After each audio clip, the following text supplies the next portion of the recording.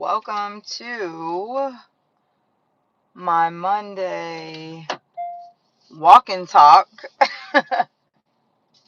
And today it's raining. And I don't feel like holding my phone while I'm on my walking pad and figuring all that out. So I said, you know what? I would just talk to you as I head home. All right, there we go. So, do I even need these glasses? I kind of don't. It's not that sunny out. So, here we go. So, why holding on holds you back? That's what's in my spirit right now. I have many thoughts about this, so I'm going to try my best to like package it nice, but that's like the beauty of these kind of walk and talk coaching gems every week. They're not like my put together lessons, which are every Wednesday for Sounds About Wife, 1 p.m. Central Standard Time. But the thing is, I'm gonna give you the raw here, right? So it's not filtered. I'm kind of just gonna tell you as it's coming to me. So why holding on holds you back? I have been a coach for over a decade. I've worked with hundreds of women, right?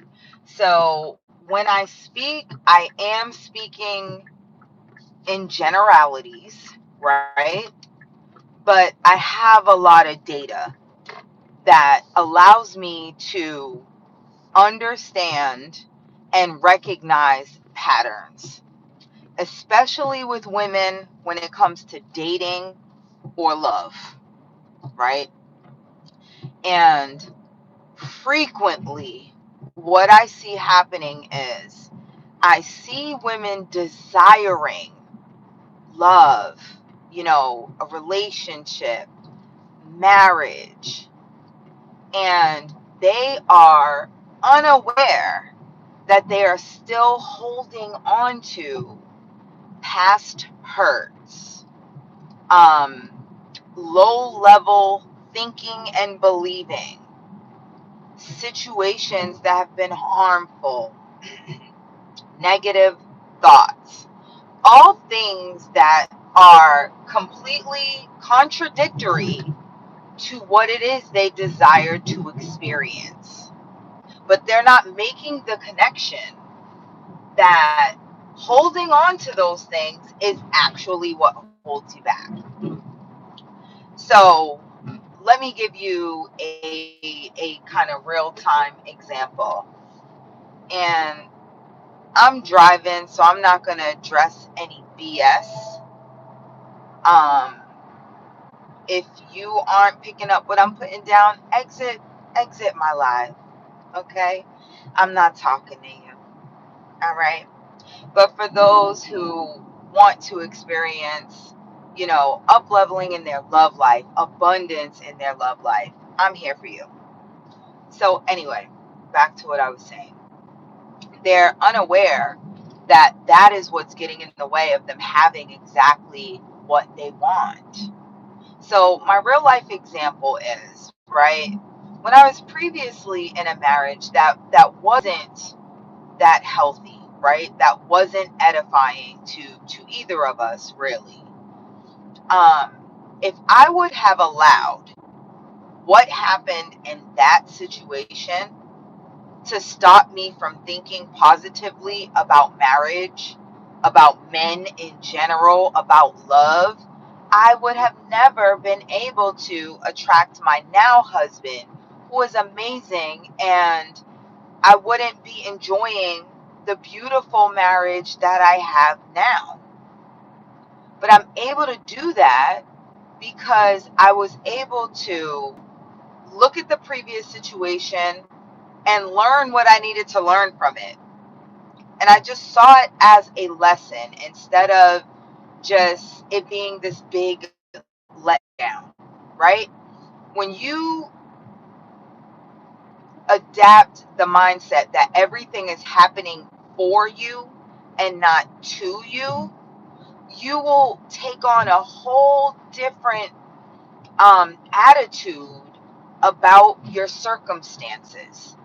I've trained myself to see even the most difficult of things as an opportunity for me to learn something, whether it's to learn something about myself and changes I need to make, or if it's for me to get a greater understanding in masculine awareness, if it's for me to develop some part of myself, whatever it is, I just believe that it's all happening for my good.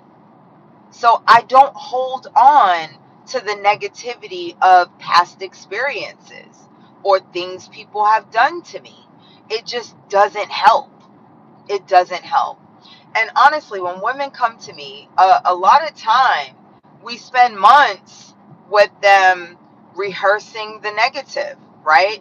And that's one of the things that I try to break as quick as possible. Like, listen, go to therapy.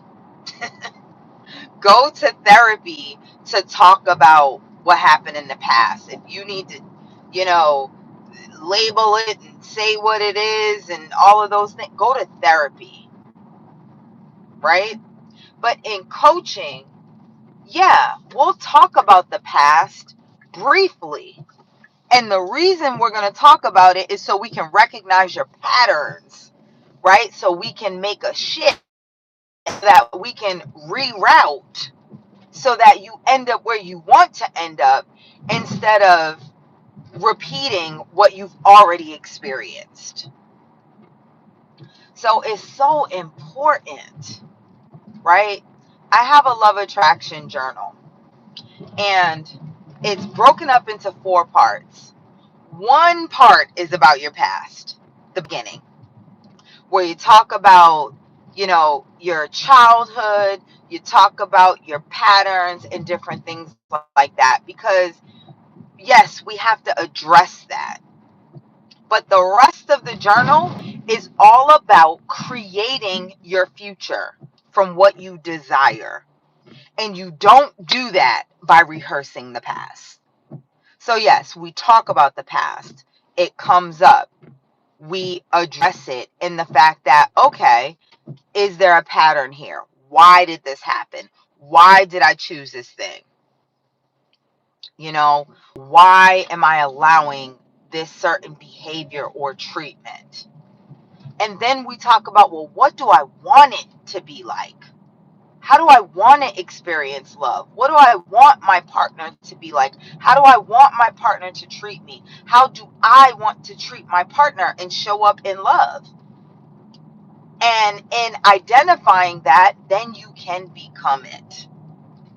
But the one thing that is going to get in the way is being held back by your past. Your past is just data. It literally is just what has happened to you. And all you should do is just study it to learn yourself better. Learn, are there things that still bother me? Are there things that are in my past that are unaddressed, that are causing me to attract what is beneath the standard I want it to be? It's just data. It's just information that should be used to help. Your past shouldn't keep you in shame. You shouldn't be ashamed of it. Right? At one point, that's who you were. And you did the best that